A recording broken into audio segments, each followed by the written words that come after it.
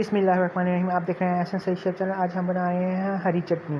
तो शुरू करते हैं अल्लाह ताला का नाम लेकर। आपने सबसे पहले एक जग के अंदर आधी गठी धनिया, एक गठी पुदीना, 8-10 हरी मिर्चें, 1 इंच का अदरक का टुकड़ा, 3-4 जबे लहसुन के और 1 टमाटर वो शामिल कर देना है।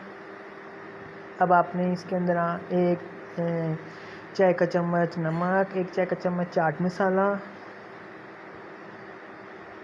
1 चाय का चम्मच ज़ीरा सफ़ेद,